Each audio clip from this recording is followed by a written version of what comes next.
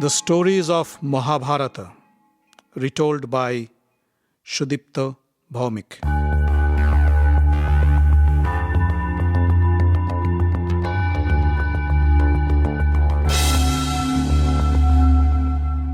Welcome, dear friends, to another episode of the Mahabharata. I hope you're enjoying them.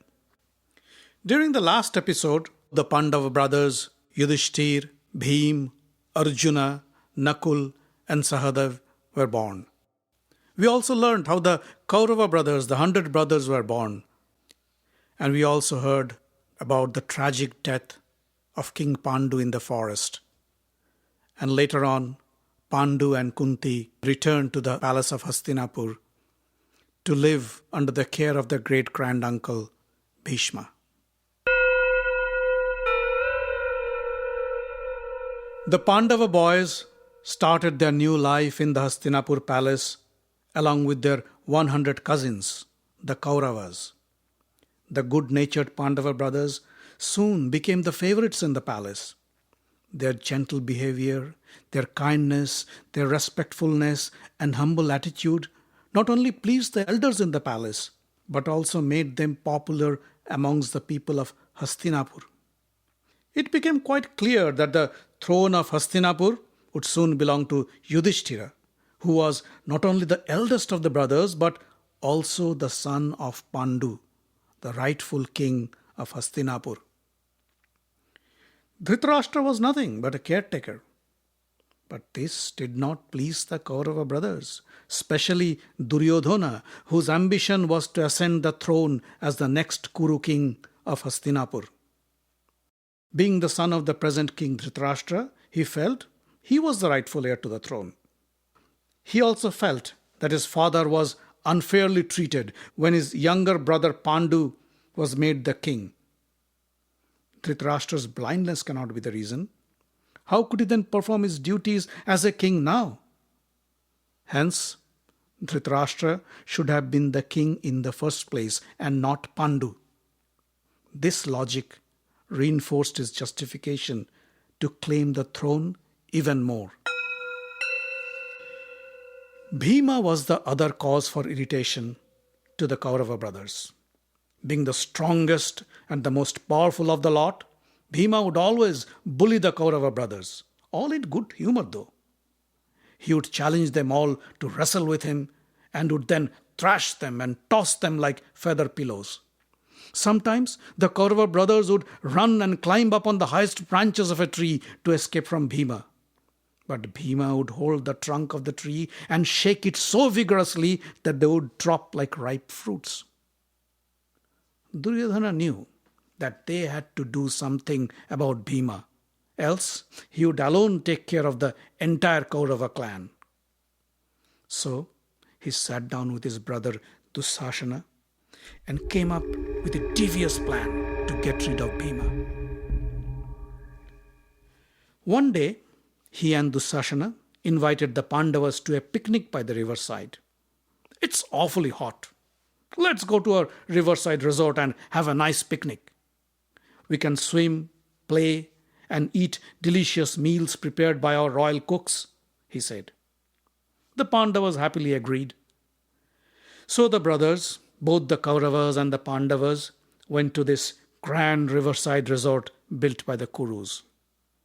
It was a beautiful and luxurious resort, lavishly decorated and had all the arrangements to spend a great holiday. The Pandavas had a great time.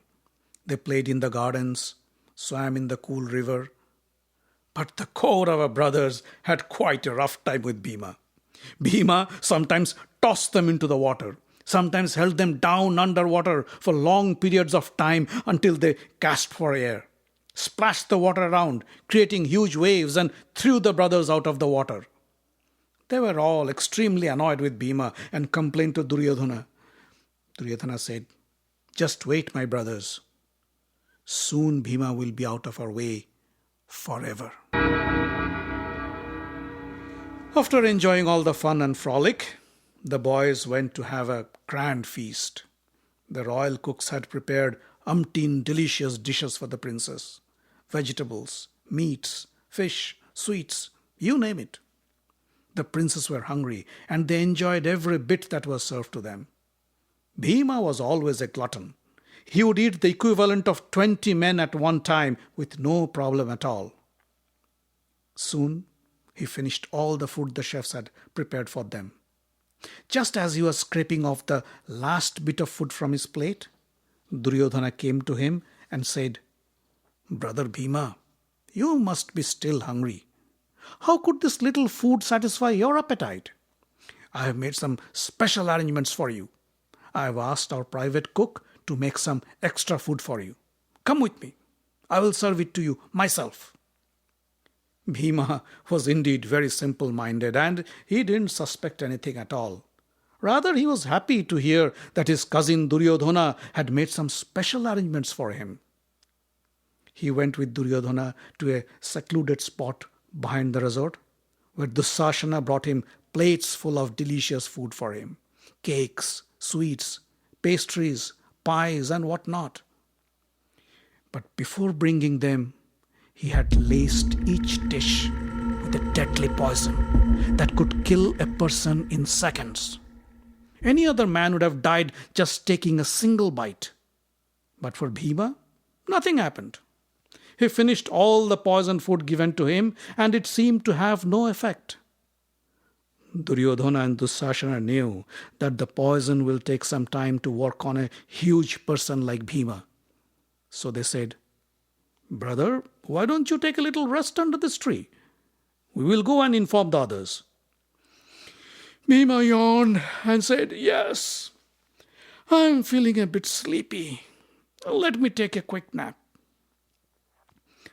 He lied down in the shade of a tree by the river bank. Duryodhana knew that the poison has started to take effect. Soon, Bhima sunk into a deep coma, while Duryodhana and Dusashana watched from a distance. When they were sure enough that Bhima was not waking up anytime soon, they came to him with some strong ropes and tied his hands and feet together. Then they dragged him down the river bank and threw him into the river. And Bhima sank in the water like a heavy rock. Duryodhana and Dusashana went back to their brothers, who were getting ready to leave. Yudhishthira was looking for Bhima. Duryodhana said, "Bhima has already left for the palace. The son of Vayu challenged us that he could beat our chariots and reach there well before us. Now let's go and try to prove him wrong." They all jumped up on their chariots and left for Hastinapur. As Bhima sank into the deep waters, the river currents took him down the underwater channels, through the crevices in the river floor, down to the land of the Nagas, or the celestial serpents. As Bhima's body rolled into the river bank, it trampled on some of the serpents there. The serpents didn't like to be intruded upon by a human being, and they struck Bhima several times with their deadly venomous fangs. But the serpent venom acted as an antidote to the poison in Bhima's body, and soon he woke up from his coma.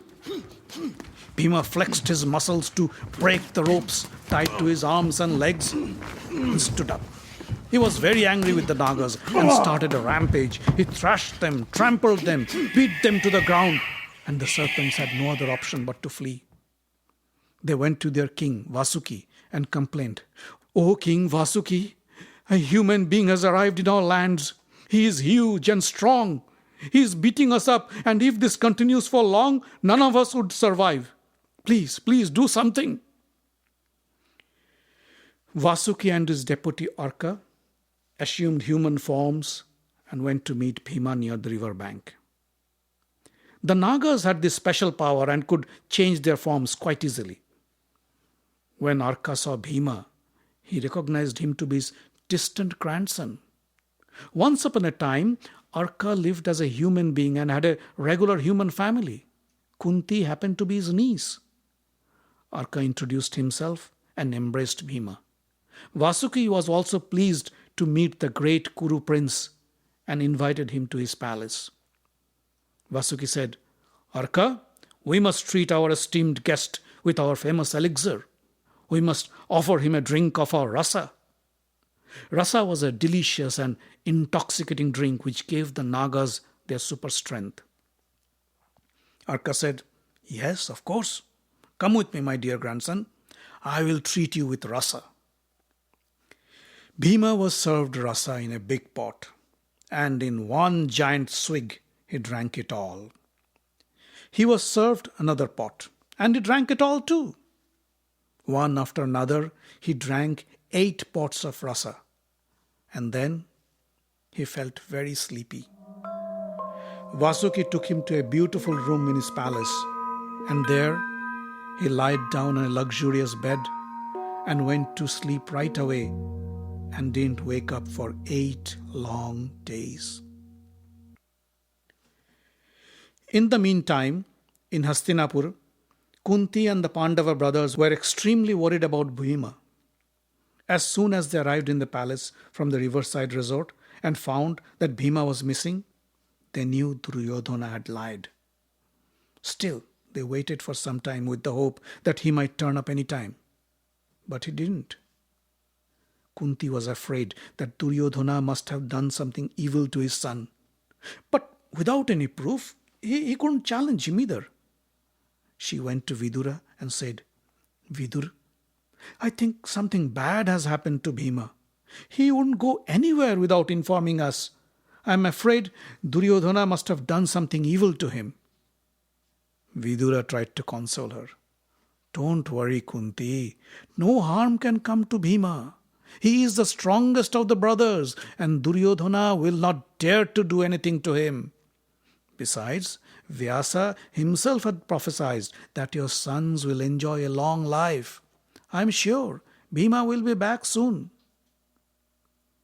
Vidura was right. On the 8th day, Bhima came back to the palace. When he woke up from his sleep, the rasa had given him immense strength, and he felt invigorated. He thanked the Naga king Vasuki and Arka and asked to give him permission to return to Hastinapur. King Vasuki made all the arrangements, and soon he was back to the human world. When Kunti and the Pandava brothers heard of this story, they were stunned. They knew Duryodhana and Dussasana were evil-minded, but they could never imagine that the Kaurava brothers could go to such an extent. Yudhishthira advised, "We should not talk about this, and we should not complain to anybody either. But we should always be vigilant, because I am sure Duryodhana will strike again." So they continued with their usual life in Hastinapur as if nothing had happened. Duryodhana and Dussasana obviously were very surprised to see Bhima back in the palace, but they too kept their mouths shut and began scheming on other plots to eliminate their rivals, the Pandavas. Bhishma had appointed Kripa, a Brahmin, to train the royal princess the art of warfare and weaponry. Kripa was doing his best, and the brothers, especially the Pandavas, were picking up the skills very fast. Bhishma knew that these boys would need someone who would be able to teach them the use of the most advanced weaponry and skills of warfare, and he was actively looking for one. Well, of course, he himself would have been the best teacher, but he was too busy running the administrative affairs of the throne since Dhritarashtra was severely handicapped due to his blindness. But soon, a strange incident happened, and Bhishma got himself the services of the greatest weapons teacher one could expect.